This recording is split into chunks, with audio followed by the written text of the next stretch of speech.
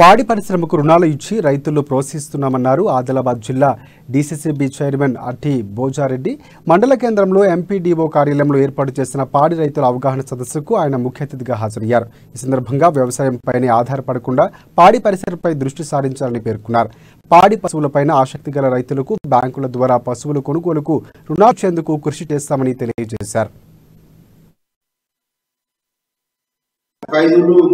Telangana bank తీసుకుంటారు. ఇట్లా తీసుకొని అక్కడ జేఏసీ గ్రూప్స్ ఫామ్ ఇద్దాం. కొందరు రైతులు ఉన్నారు, 2 ఎకరాలు ఉన్నది, 3 ఎకరాలు ఉన్నది, 4 ఎకరాలు ఉన్నది, 5 ఎకరాలు ఉన్నది. అటువంటి రైతులకు కూడా మనం మార్టిగేజ్ చేసుకొని వాళ్ళకు లోన్లు ఇద్దాం. అంటే కొన్ని జేఏసీ కొన్ని ఇట్లా చేసి మనం ఇప్పుడు కూడా మన పిఎంఈజీపీ కింద కూడా మిల్క్ ప్రాజెక్ట్ అనేది తీసుకోవడం జరిగింది. మనం ఎన్నో బర్రెల్ని ఆవుల్ని తీసుకోవడం జరిగింది తెలంగాణ సర్పంచ్. అటువంటి సందర్భంలో మనకేంది మేము అప్పుడు అడుగుతా ఉంటుంటే మా ముఖ్యమంత్రి గతంలో ముఖ్యమంత్రిని కూడా సార్ మనం వెలుగు కార్యక్రమంలో చాలా అభివృద్ధి కార్యక్రమాలు తీసుకుంటున్నాం, చాలా రైతులకు సేవ చేయాలనుకుంటున్నాం, జేఏసీ గ్రూప్స్ నిరుపేదలకు సేవ చేయాలనుకుంటున్నాం, పాడి పరిశ్రమలు పెంచాలనుకుంటున్నాం, గొర్రెలు పెంచాలనుకుంటున్నాం, మేకలు పెంచాలనుకుంటున్నాం. కాకపోతే వాటికి వనరులు కావాలి.